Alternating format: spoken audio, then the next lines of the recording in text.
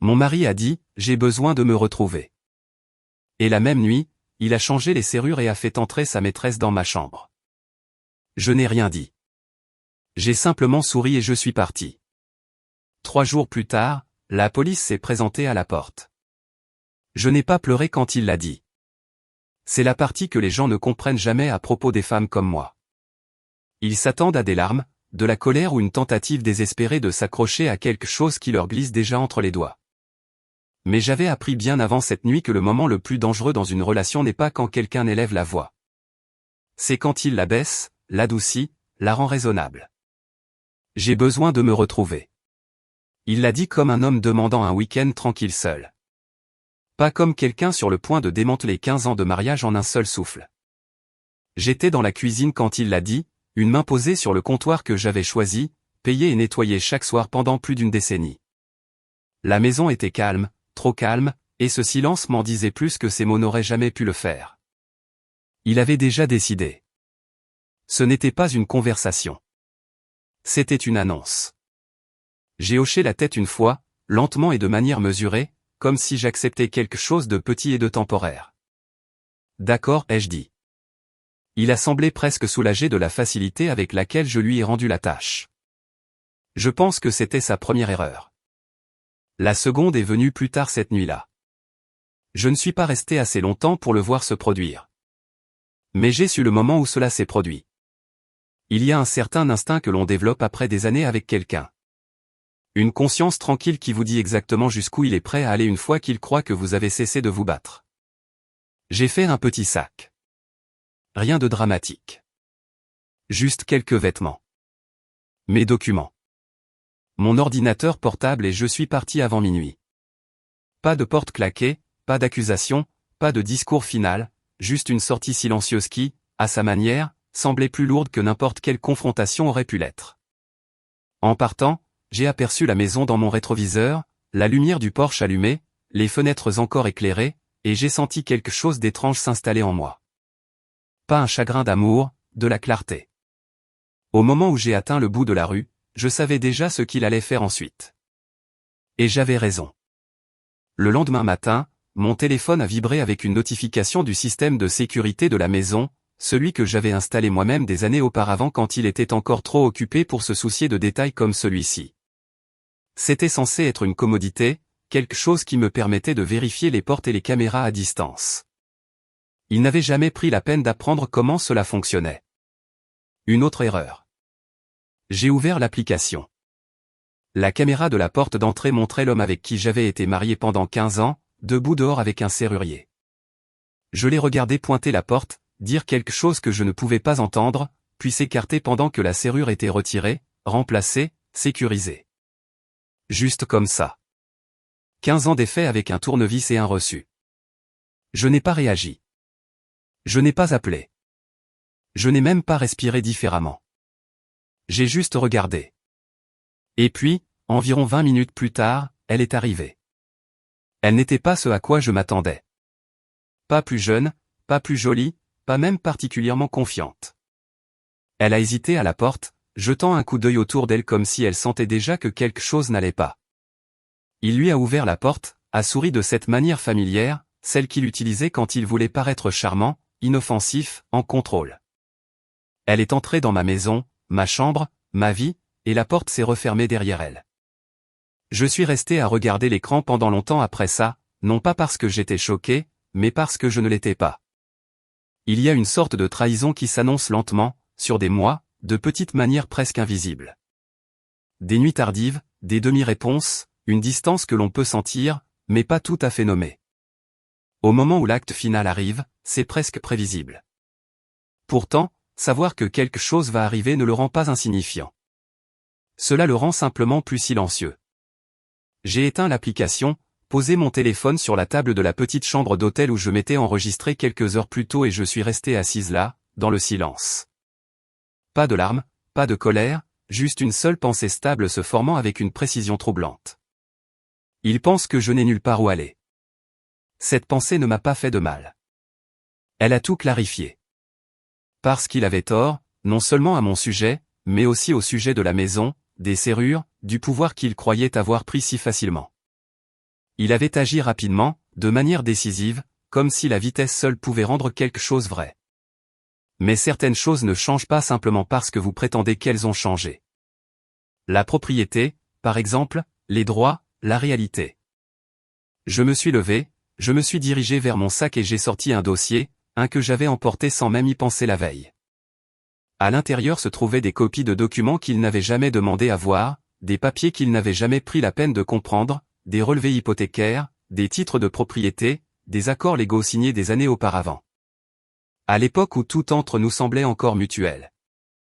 J'ai passé mes doigts sur les pages, non par sentimentalisme, mais par reconnaissance. Il avait changé les serrures. Il avait fait entrer une autre femme dans ma chambre. Il avait, dans son esprit, pris le contrôle. Mais ce qu'il avait réellement fait était tout autre chose, quelque chose de beaucoup moins malin. J'ai repris mon téléphone, non pas pour l'appeler, non pas pour le confronter, non pas pour exiger des explications, mais pour faire défiler mes contacts jusqu'à ce que je trouve un nom dont je n'avais pas eu besoin depuis des années. Un avocat.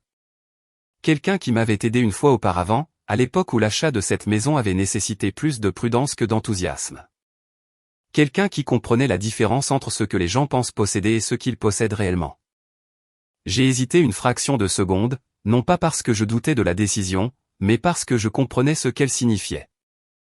Une fois que j'aurais passé cet appel, il n'y aurait pas de retour en arrière, pas de faux-semblants, pas de réconciliation tranquille, juste la vérité et les conséquences. J'ai appuyé sur appeler. Le téléphone a sonné une fois, deux fois, puis la connexion s'est établie. Bonjour. Je ne me suis pas précipité dans les explications. Je n'en avais pas besoin. J'ai juste dit une seule phrase, calme et précise. Je pense que mon mari vient de faire une erreur très coûteuse. Il y a eu une pause à l'autre bout du fil. Pas de confusion, pas d'inquiétude, juste de la reconnaissance. Dites-moi ce qui s'est passé. Alors je l'ai fait. Lentement, clairement. Chaque détail, de la conversation dans la cuisine au serrurier à la porte, jusqu'à la femme entrant dans une maison où elle n'avait jamais eu le droit d'entrer. Quand j'ai eu fini, il y a eu une autre pause. Puis, tranquillement, a-t-il changé les serrures? Oui. Et vous êtes sur le titre de propriété? Je suis la seule. Une autre pause, plus courte cette fois. Très bien, dit-il. Alors nous allons gérer ça correctement. Correctement. Ce mot s'est posé sur moi comme quelque chose de solide, pas de la vengeance, pas de la colère, juste de l'ordre. Passez au bureau, a-t-il continué. Apportez tout ce que vous avez. Nous procéderons étape par étape. Étape par étape. Et regardez autour de la petite chambre neutre, les meubles inconnus, le bourdonnement silencieux de la climatisation, et pour la première fois depuis la veille, je me suis permis d'expirer complètement. Non pas parce que je me sentais en sécurité, mais parce que je savais avec une certitude absolue que je n'étais pas impuissante. Loin de là. 3 jours, ai-je pensé. 3 jours, c'est tout ce qu'il faudrait. Et quand ces 3 jours seraient terminés, il comprendrait enfin ce qu'il avait fait. La loi, j'ai appris, a une façon de paraître presque douce quand elle est sur le point de démanteler la certitude de quelqu'un. Pas forte, pas émotionnelle, juste précise. Au moment où je suis entré dans le bureau de mon avocat le lendemain matin, je ne tremblais plus. La douleur était toujours là, enfouie quelque part sous mes côtes, mais elle avait changé de forme. Elle n'était pas vive ou chaotique. Elle était stable, contenue, presque utile. Son nom était Daniel Reeves, la cinquantaine, les tempes grisonnantes, le genre d'homme qui ne gaspillait pas ses mots parce qu'il n'en avait pas besoin. J'avais travaillé avec lui des années auparavant quand j'avais acheté la maison, à l'époque où mon mari avait été trop occupé pour assister à la moitié des réunions, signant tous les papiers qu'on lui mettait sous le nez sans lire au-delà de la première page. À l'époque, je pensais que c'était de la confiance. Maintenant, je comprenais cela différemment. Daniel m'a fait signe de m'asseoir, ses yeux parcourant le dossier que j'avais posé sur son bureau. Il ne s'est pas pressé. Il ne le faisait jamais. Il a feuilleté les documents lentement, méthodiquement, le titre de propriété d'abord, puis les relevés hypothécaires, puis les documents de clôture, chaque page tournée avec une autorité tranquille. Quand il a finalement levé les yeux, il n'y avait aucune surprise dans son expression. Juste une confirmation. Vous êtes la seule propriétaire, dit-il. J'ai hoché la tête. Il s'est légèrement penché en arrière, les doigts joints, en pleine réflexion. Et il a changé les serrures. Oui. Et il est actuellement à l'intérieur de la propriété avec une autre personne. Oui. Daniel a expiré, pas lourdement, juste assez pour marquer le moment. Très bien, dit-il. Alors ce qu'il a fait est qualifiable d'expulsion illégale, et potentiellement de violation de propriété également. Il l'a dit de la même manière que quelqu'un pourrait commenter la météo. Calme, factuel, presque détaché. Mais le poids de ces mots s'est installé dans la pièce avec une clarté indubitable. Illégal. Pas cruel, pas injuste. Illégal. Je n'ai pas réagi extérieurement, mais quelque chose à l'intérieur de moi a changé. Il a continué, dans la plupart des États, y compris ici, vous ne pouvez pas simplement changer les serrures de quelqu'un qui a le droit légal d'occuper le domicile, surtout pas un conjoint, et surtout pas quand vous n'avez pas la propriété exclusive. Il a effectivement tenté de vous expulser sans aucune autorité légale. J'ai laissé cela s'imprégner, non pas parce que je ne comprenais pas, mais parce que je voulais en ressentir toute la portée. Il ne m'avait pas seulement trahi. Il s'était exposé. Quelles sont mes options, ai-je demandé. Daniel n'a pas hésité. Nous procédons proprement. Pas de drame, pas de représailles. Nous laissons la loi faire exactement ce pourquoi elle est conçue. Il a pris un bloc-notes, griffonnant quelques points pendant qu'il parlait. Premièrement, nous documentons tout. Le changement de serrure, l'occupation, la chronologie. Deuxièmement, nous établissons que l'accès à votre propre propriété vous a été refusé. Troisièmement, nous impliquons les autorités locales, non pas comme un spectacle, mais comme une correction. Une correction. Ce mot est resté avec moi. Pas de la vengeance, pas de la punition. Une correction. Et l'autre femme, ai-je demandé, ma voix égale. Daniel a brièvement levé les yeux. Elle n'est pas le problème. Légalement parlant, elle n'est qu'une occupante non autorisée. Il ne s'agit pas d'elle. Il s'agit de lui. Bien sûr que si. J'ai hoché la tête une fois, absorbant la structure de ce qu'il était en train de construire. Pas le chaos, pas la confrontation, mais quelque chose de bien plus efficace. L'ordre. Vont-ils le faire partir, ai-je demandé. Ils lui feront comprendre très clairement qu'il n'a pas le droit de vous exclure, a dit Daniel. Selon sa réaction, oui, il pourrait être obligé de partir. À tout le moins, il perdra toute illusion de contrôle. C'était suffisant. Plus que suffisant. Daniel a refermé le dossier et l'a glissé vers moi. L'important est ceci, vous n'entrez pas en contact direct. Vous ne discutez pas. Vous ne l'avertissez pas. Vous laissez le processus parler. J'ai presque souri à cela. Parce que c'était exactement ce que j'avais déjà choisi. Le silence, après tout, n'est une faiblesse que lorsqu'il n'a pas de direction. Le mien en avait une. Je ne suis pas retourné à la maison ce jour-là, ni le lendemain. Au lieu de cela, je suis resté exactement où j'étais, hors de vue, hors de portée, observant tranquillement l'illusion qu'il s'était construite se mettre en place. Grâce à l'application de sécurité, j'ai vu tout ce que j'avais besoin de voir. Il se déplaçait dans la maison comme si elle lui appartenait, confiant, détendu, même à l'aise. La femme le suivait, d'abord hésitante, mais dès le deuxième jour, elle avait commencé à s'installer, ses mouvements moins prudents, sa présence plus permanente. Elle a ouvert mes placards, utilisé ma cuisine, dormi dans mon lit. Rien de tout cela n'a déclenché la réaction que les gens attendent, car à ce moment-là, je ne les regardais plus en tant qu'épouse. Je les regardais en tant que témoin. Chaque pas qu'il faisait, chaque supposition qu'il faisait, tout renforçait la même simple vérité. Ils croyaient que la situation était terminée. Et cette croyance allait leur coûter cher. Le troisième matin, Daniel a appelé. Nous sommes prêts, dit-il. Il n'y avait pas de suspense, pas de ton dramatique, juste une préparation tranquille qui correspondait à la mienne. Que attendez-vous de moi, ai-je demandé. Soyez simplement présente, a-t-il répondu. Et restez calme. Cela va aller vite. Je me suis habillé avec soin ce matin-là, non pas pour impressionner, non pas pour intimider, mais pour me sentir composé. Il y a une certaine forme d'armure là-dedans. Pas visible, pas bruyante, mais indubitable une fois que vous l'endossez. Quand je suis arrivé à la propriété, je ne suis pas entré. Je suis resté sur le trottoir, juste devant le portail d'entrée, les mains jointes lâchement devant moi, ma posture détendue, mon expression neutre. Je n'avais pas besoin de frapper. Je n'avais pas besoin de m'annoncer, car en quelques minutes, ils sont arrivés. Une seule voiture de patrouille s'arrêtant lentement, délibérément. Pas de sirène, pas d'urgence, juste une présence. Une autorité calme et indéniable. 2 officiers sont sortis. Leurs mouvements mesurés, professionnels. Daniel se tenait à côté de moi, offrant un bref hochement de tête. Pas un réconfort, pas une instruction, juste une reconnaissance. C'était le moment. Pas bruyant, pas chaotique, mais final. L'un des officiers s'est d'abord approché de nous. « Madame, vous êtes la propriétaire ?» « Oui, ai-je dit. » Il a hoché la tête, puis a tourné son attention vers la maison. « Très bien, dit-il calmement. Allons jeter un œil. » Et juste comme ça, l'équilibre a basculé. À l'intérieur, tout était exactement comme je l'avais laissé, et complètement changé.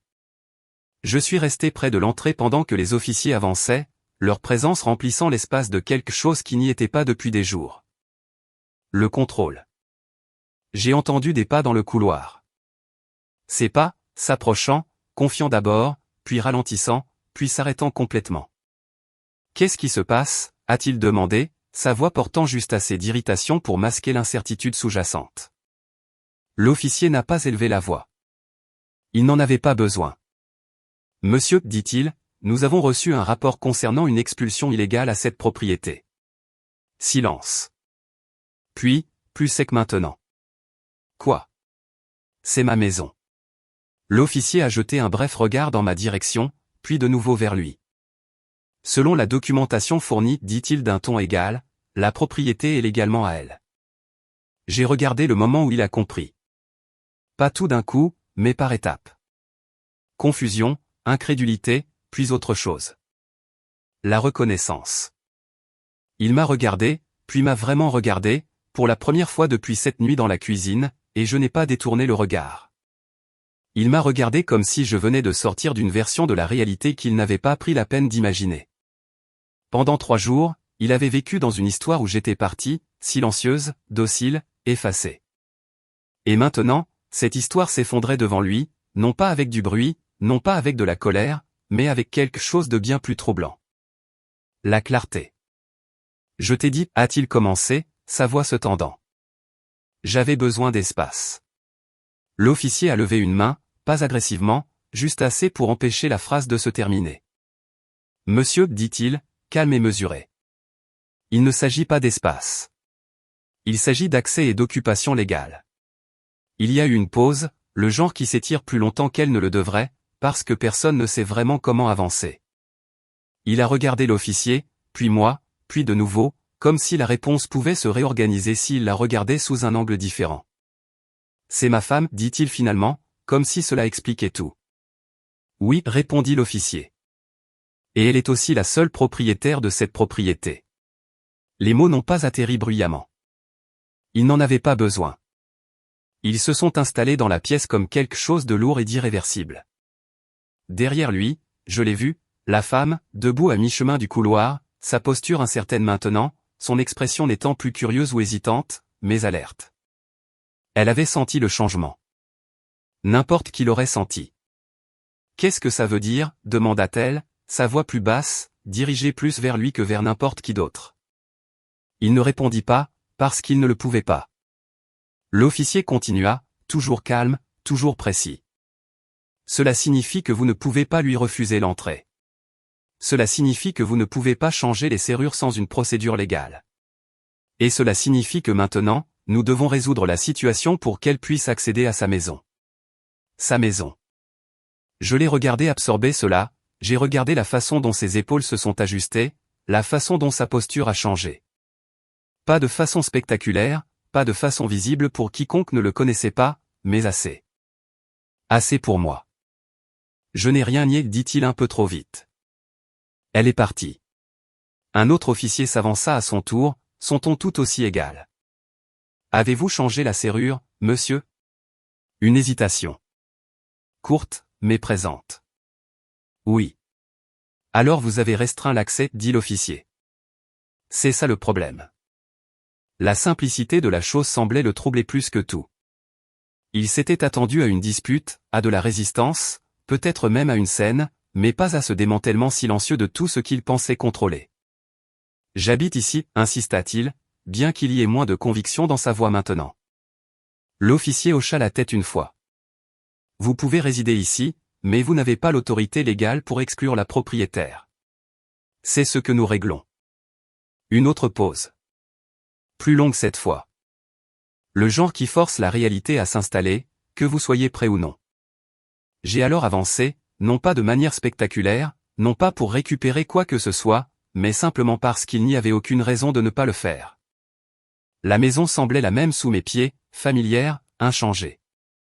Cela, plus que toute autre chose, semblait l'affecter. Tu les as appelés, demanda-t-il, sa voix plus calme maintenant, dépouillée de l'agressivité qu'elle avait portée auparavant. J'ai soutenu son regard un moment, puis j'ai répondu simplement. J'ai corrigé quelque chose. Il n'a pas aimé cette réponse. Je pouvais le voir parce qu'elle ne lui donnait rien à contester. Derrière lui, elle a légèrement bougé, ses yeux se déplaçant entre nous, puis vers les officiers, puis de nouveau. La confiance qu'elle avait affichée en entrant pour la première fois dans cette maison s'était complètement évaporée, remplacée par quelque chose de plus prudent, de plus protecteur. « Qu'est-ce qui va se passer » demanda-t-elle. Cette fois, en posant la question à voix haute, l'officier lui répondit, sans méchanceté. « Pour l'instant, nous nous assurons que la propriétaire a un accès complet. Après cela, tout autre problème pourra être traité par les voies légales appropriées. » Approprié. Ce mot encore, toujours la même autorité tranquille derrière lui. Il passa une main dans ses cheveux, faisant les 100 pas une fois, 2 fois, de petits mouvements contenus comme s'il essayait de trouver une version de lui-même qui s'intégrait encore dans ce moment. C'est ridicule, marmonna-t-il. C'est juste une serrure. Non, répondit l'officier, toujours calme. Ce n'est pas le cas. Silence. Pas vide, mais plein. Plein de réalisation, de recalcul, de quelque chose qui s'effilochait morceau par morceau. Je suis passé devant lui, puis, sans le frôler, sans reconnaître l'espace entre nous, simplement en entrant dans le salon comme si je n'étais jamais parti, parce que légalement, je ne l'étais pas. Tout était là où il avait été, et pourtant pas. Il y avait de petits changements. Son sac sur la chaise, un verre sur la table qui n'était pas le mien, la faible odeur d'un parfum que je ne reconnaissais pas, des détails qui auraient pu avoir de l'importance il y a 3 jours. Maintenant, il n'en avait plus, parce que rien de tout cela n'avait jamais été permanent. Les officiers sont restés près de l'entrée, donnant de l'espace, mais sans partir, suffisamment présents pour s'assurer que la situation restait exactement là où elle devait être, contrôlée. Je me suis retourné vers lui, sans colère, sans triomphe, juste avec une sorte de reconnaissance stable. Ça ne marche pas, ai-je dit. Ce n'était pas une menace. Ce n'était même pas une accusation, juste une déclaration. Il m'a regardé, cherchant quelque chose, une émotion, une faiblesse, une fissure dans le calme que j'avais si soigneusement construit. Il n'y en avait aucune. Je ne pensais pas que tu ferais ça, dit-il finalement. J'ai presque souri. Non pas parce que c'était drôle, mais parce que c'était honnête. Je sais, ai-je répondu. C'était la vérité. Il n'avait pas pensé que je comprendrais la loi. Il n'avait pas pensé que j'agirais. Il n'avait pas pensé que je le laisserais faire le premier pas pour ensuite y répondre sans élever la voix. Il avait pris le silence pour une reddition. Et maintenant, debout dans la maison qu'il pensait avoir prise, avec 2 officiers observant tranquillement et une réalité qu'il ne pouvait plus remodeler, il commençait à comprendre le coût de cette erreur. L'officier jeta un dernier regard entre nous, puis parla doucement mais fermement. « Monsieur, nous allons avoir besoin que vous vous assuriez qu'il n'y a plus de restrictions à son accès. S'il y a des différends en cours, ils devront être réglés légalement. » Légalement. Toujours revenir à cela. Il hocha lentement la tête, non pas parce qu'il était d'accord, mais parce qu'il n'y avait plus rien à quoi résister. Derrière lui, elle fit un pas en arrière. Justin, mais il disait tout. La maison, pour la première fois en 3 jours, semblait de nouveau en équilibre. Pas restaurée, pas guérie, mais corrigée. Et c'était suffisant pour le moment. La police n'a pas élevé la voix, n'a pas menacé, n'a rien aggravé au-delà de ce qui était nécessaire, et pourtant, quand ils ont quitté la maison, celle-ci semblait différente, d'une manière qui ne pouvait être défaite. Non pas parce que quelque chose avait été pris, mais parce que quelque chose avait été révélé. L'autorité, une fois clarifiée, a une façon de persister. Il est resté dans le salon longtemps après que la porte se soit refermée derrière eux, sa posture rigide, son esprit essayant toujours sans succès de réorganiser une réalité qui ne lui obéissait plus. La confiance qu'il avait affichée si facilement quelques jours auparavant avait disparu. À sa place se trouvait quelque chose de plus calme, de plus incertain. Elle a été la première à bouger. Je ne savais pas, dit-elle, sa voix prudente maintenant, mesurée d'une manière qu'elle n'avait pas été auparavant. Tu m'as dit que c'était ta maison. Il ne répondit pas. Pas tout de suite. Et ce silence fit plus de dégâts que tout ce que j'aurais pu dire, car maintenant, ce n'était plus seulement moi qui le regardais. C'était elle. J'habite ici, dit-il finalement, bien que la déclaration ait perdu de son poids. J'ai vécu ici pendant des années. Ce n'est pas ce qu'ils ont dit, répondit-elle. Pas de colère, pas d'accusation, juste une simple correction. Et les corrections, j'avais appris, étaient bien plus dangereuses que les disputes. Je ne me suis pas impliqué dans cet échange. Je n'en avais pas besoin. La dynamique entre eux avait déjà commencé à changer, subtilement d'abord, puis plus visiblement à chaque seconde qui passait. La confiance, une fois fissurée, ne se brise pas bruyamment. Elle s'érode. Elle a ramassé son sac sur la chaise, la même chaise sur laquelle elle l'avait posé avec une telle certitude désinvolte 2 jours plus tôt, et l'a tenue près d'elle, comme pour créer une distance sans bouger physiquement. Je ne veux pas de problème, dit-elle. Pas comme ça. Bien sûr qu'elle n'en voulait pas. Elle n'avait pas signé pour des complications juridiques, pour une intervention de la police, pour l'exposition silencieuse de la fausse représentation de quelqu'un d'autre. Quelle que soit l'histoire qu'il lui avait racontée, quelle que soit la version de lui-même qu'il avait construite, elle n'incluait pas ce moment. C'est rarement le cas. Je vais m'en occuper, dit-il, bien qu'il n'y ait plus rien à gérer. C'était la partie qu'il ne comprenait toujours pas. Le contrôle n'est pas quelque chose que l'on peut récupérer une fois qu'il a été défini par l'autorité de quelqu'un d'autre. Il ne revient pas simplement parce qu'on le veut. Elle a hoché la tête, mais ce n'était pas un accord. C'était une sortie. Je pense que je devrais y aller, dit-elle, se tournant déjà vers la porte. Il s'est avancé instinctivement comme pour l'arrêter, mais quelque chose dans sa posture a vacillé à mi-chemin du mouvement. Peut-être était-ce le souvenir de l'officier se tenant exactement là où je me tenais maintenant. Ou peut-être était-ce la prise de conscience que tout levier qu'il pensait avoir n'existait plus. Quoi qu'il en soit, il n'a pas suivi. La porte s'est refermée derrière elle avec une finalité silencieuse. Et juste comme ça, la version de sa vie qu'il avait essayé de construire rapidement, impulsivement, sans conséquence, s'est effondrée sans une seule voix élevée. Nous n'avons pas parlé pendant un moment après ça. Il n'y avait aucune raison de le faire. Le silence entre nous n'était pas hostile, n'était même pas inconfortable. Il était simplement complet. Il se déplaçait différemment dans la maison maintenant, plus lentement, plus délibérément, comme si chaque pas nécessitait une confirmation. La certitude qui l'avait guidé quelques jours plus tôt avait été remplacée par quelque chose de beaucoup plus prudent.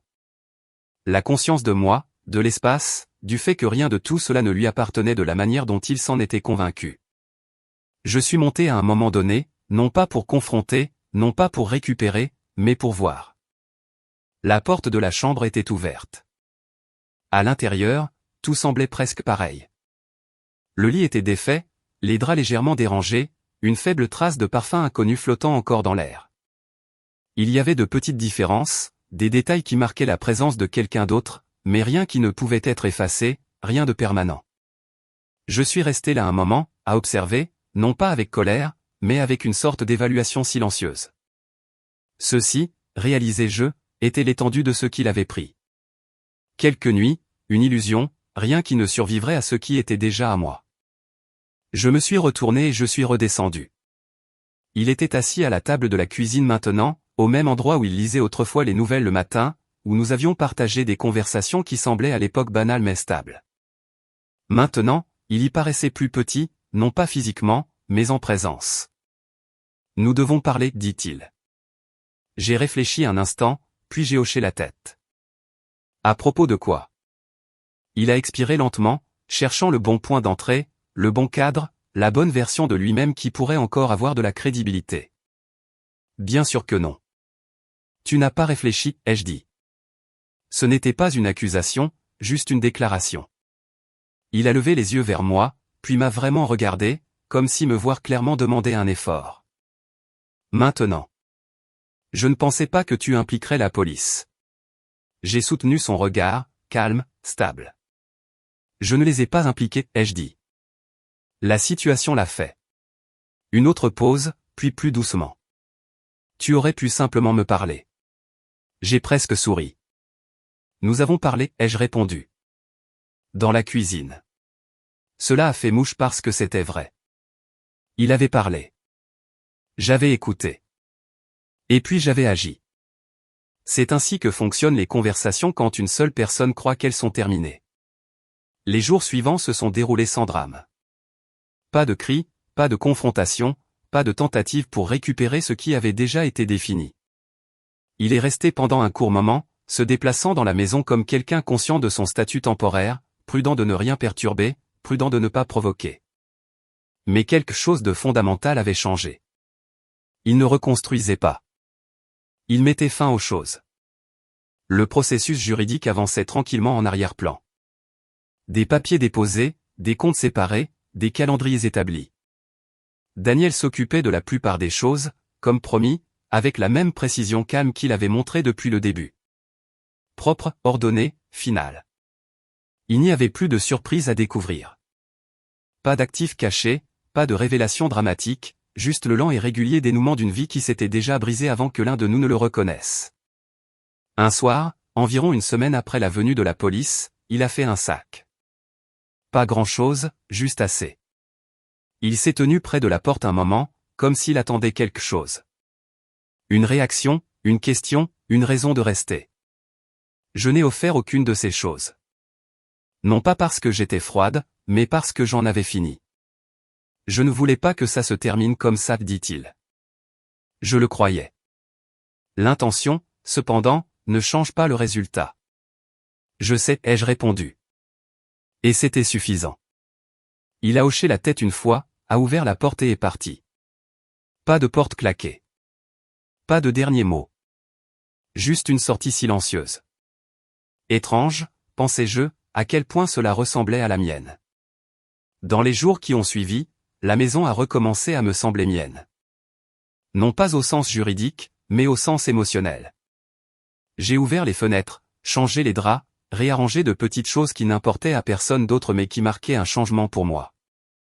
Pas une restauration, pas un remplacement, juste une continuation.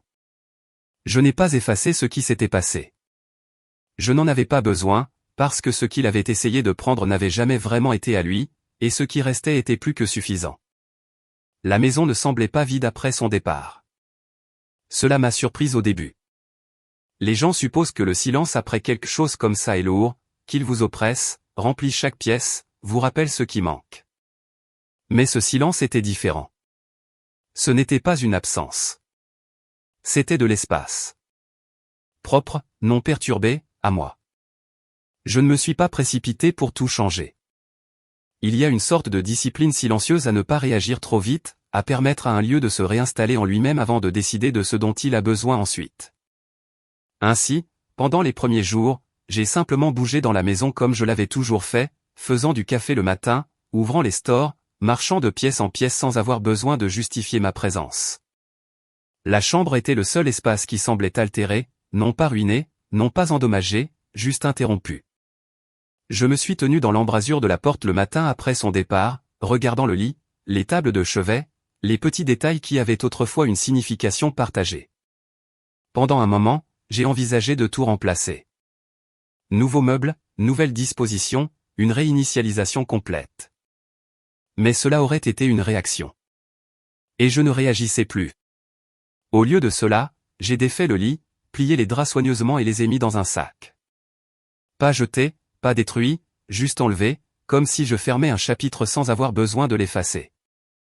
Puis j'ai ouvert les fenêtres, laissé l'air changer. C'était suffisant. Le processus juridique s'est déroulé tranquillement, tout comme Daniel l'avait dit. Il y a eu des réunions, des documents, des signatures, rien de dramatique, rien de précipité. Le divorce, lorsqu'il est géré correctement, n'est pas explosif. Il est procédural. Nous avons divisé ce qui devait être divisé, clarifié ce qui avait toujours été à moi, et clos ce qui ne servait plus à aucun de nous. Il n'y avait plus de dispute à avoir. Quelles que soient les émotions qui avaient autrefois animé la relation, elles avaient déjà fait leur temps. À un moment donné, il a demandé si nous pouvions nous rencontrer, non pas pour nous réconcilier, juste pour parler. J'ai accepté. Non par obligation, mais par clarté. Nous nous sommes rencontrés dans un petit café, le genre qui n'attire pas l'attention, où les conversations restent contenues dans leur propre coin tranquille. Il avait l'air différent, pas brisé, juste conscient. J'ai réfléchi à tout, dit-il après un moment. Je suppose que tu l'as fait, ai-je répondu. Un faible sourire, bref et incertain. Je ne comprenais pas comment les choses fonctionnaient réellement, a-t-il continué. La maison, le côté juridique. Je pensais. Que c'était à toi, ai-je terminé. Il a hoché la tête. Oui. Il n'y avait aucune attitude défensive maintenant, juste une reconnaissance. Et plus que ça, a-t-il ajouté, sa voix plus basse. Je pensais que tu ne ferais rien à ce sujet. Cette partie comptait plus. Je n'avais pas besoin de te faire quoi que ce soit, ai-je dit. J'avais juste besoin de ne pas disparaître. Il est resté avec ça pendant un moment, puis, tranquillement. Je ne pensais pas que tu étais capable de gérer ça comme ça. J'ai réfléchi à la formulation, pas fâchée, pas insultante, juste révélatrice. Le gérer comment? Ai-je demandé. Comme si ça ne t'avait pas brisé. J'ai soutenu son regard, stable, sans méchanceté. Ça m'a brisé, ai-je dit. Juste pas d'une manière que tu pouvais utiliser.